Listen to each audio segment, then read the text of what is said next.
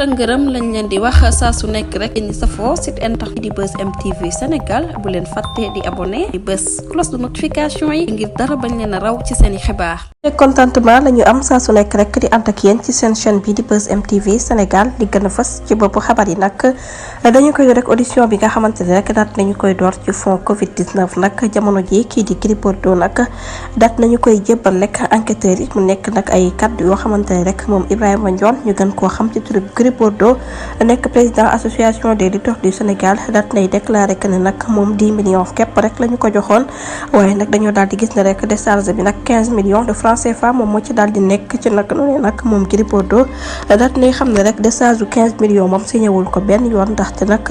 10 millions lañ ko daal di jox te mu ngi yor nag ab décharge ki nga xamante ne rek moom moo signé 15 millions yooyu dafa daal di falsifier rek signature kii di Gris Bordeaux ba noppi nag daal di koy identifier beneen numéro téléphone boo xamante ne rek nee na du téléphone am ba tey nag ci wàllum xibaar bu ñu jógee ko foofu nag dañuy àddu rek wax ci chroniqueur bi nga xamante ne rek moom mooy Abdou Nguer moom nag ni ki tey ji rek dina fanaan guddeem gu njëkk nag ca kaso ba moom chroniqueur bu Sen TV di Abdou Nguer nag fas na yéene rek fanaan guddeem gu njëkk ca kaso ga ginnaaw bu ñu ko jébbalee rek ni ki tey ci suba ci kanamu juge d'instruction bu 3e cabinet bu Ndakaaru moom nag daal di woon nañ ko placé sous mandat de dépôt la ñu koy dal di toppee muy fësal ay xibaar yoo xamante ne rek dara amul ca waaye nekkul ne moom kenn kese rek la ñu jàpp am na ab waay boo xamante ne rek moom itamit ba ngay wuyee ci turu Pape Amadou Ndiaye Diaw nekk nag détenteur compte TikTok bi ñu dippee Abdou Nguer Seul moom nag daat nañu koy te ci kanamu juge bi nag kii di Abdou Nguer daat nay wax ne rek moom moo daal di def commentaire bu nu mel maanaam daal nañu wéyal ab autopsie nag ngir xam rek lan moo faat juge bi di Mamadou Badio Camara mi nekkoon président conseil constitutionnel ci naka noonu nag xibaar bu nu mel ñu fàttali leen moo waral nag ñu daal di koy jox convocation ginnaaw nag bi ñu autosaisiré procureur de la république ci yooyu les kaddu nag mu daal di woon déclaré daal di koy jëmale ci faatu Mamadou Badio Camara mi nekkoon président conseil constitutionnel moo waral nag ñu daal di koy teg loxo. ba tey nag ci wàllum xibaar bu ñu jugee ko foofu nag dañuy daal di desandi rek ci mbirum fond Covid 19 boobu nag ba léegi rek dañ fay daal di desandi ginnaaw audition yi nga xamante ne rek daat nañu koy def nag ci kanamu enquêteurs yi ki fi nekkoon ancien ministre des sports di Mamadou Ngom daal di nay taqal rek kii di Mactar Ba moom mi nekkoon ancien directeur général bu ci bopp ministère des sports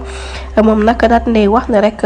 li nga xamante ne moom mooy yooyu les fonds ñu jagleeloon nag département bu nu mel yëf yi nag ca époque kii di Mactar Ba moom moo nekkoon nag jawriñ bu ñu dénk wàllum tàggat yaram yemul ca moom Mamadou Ngom ñaa daat lay déclaré ci kanamu policier yi que ne nag ministre bi nag jot nañ koo jox financement bu toll ci 400 millions de francs CFA yoo xamante ne rek ne nañ daal ci transfert courant lañ ko waroon a def daal di koy jagleel nag ñii di association yi ak groupement sportif yi ci naka noonu nag département bi ci jëmmi boppam rek ne na daal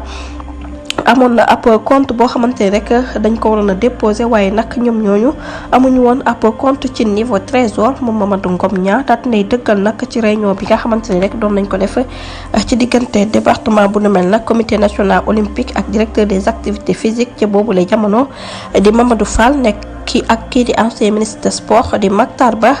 ñoom ñooñu ñëpp nag la ñuy jébbal ay tableau ba noppi nag daal di wax tableau bu ci nekk rek koppar yi nga xamante ne rek moom lañ tey daal di joxe te loolu yëpp nag ci kilifteefu ki nga xamante ne moom moo nekkoon jawriñ bu ñu dénk wàllum tàggat yaram di Mactar Ba ba tey ci wàllum xibaar bu ñu jógee foofu dañuy desandi rek ci libération bi nga xamante ne daal nay fësal nag ni ki tey convocation bi nga xamante ne rek jagleel nañ ko nag kii di Mansour Faye foofa ca division d'investigation criminel di dikk ginnaaw nag bi mu jotee ab notification boo xamante ne rek daf ko daal di wax ne nag mënta génn biir réew bi di Sénégal mu nekk mesure yoo xamante ne rek kii di procureur général moom moo ko daal di woon sàkku ci wetu kii di Mbacké Fall mu daal di bind xibaar nag jëwriñ bu ñu dénk kaaraange bi réew mi mu nekk nag mbir moo xamante ne dafa daal di soxal ki fi nekkoon ancien ministre di développement communautaire moom nag jamono ji daal yoon rek mi ngi ci ay tànkam ginnaaw nag bi ñu ko teree rek ngir mu génn réew bi di Sénégal ci naka noonu nag bu ñu moytulee rek ne nañ génnam nag mën na jur jafe-jafe ci enquête bi nga xamante ne rek ñoo ngi koy def. ba tey nag ci mbirum Mansour Faye moom nag la ñu daal di desandi ginnaaw tere bi nga xamante ne rek tere nañ ko mu génn réew bi di Sénégal nag nekk na mbir moo xamante ne rek ay farandooram daal ña ngi koy méttilu ba baax a baax nag di ko naqarlu ci tere gi nga xamante ne rek daal nañu ko koy tere. jërë ngeen jëf ci ànd bi bu leen fàtte abonné di bës cloche de notification yi ngir dara bañ a ndaw ci seeni xibaar.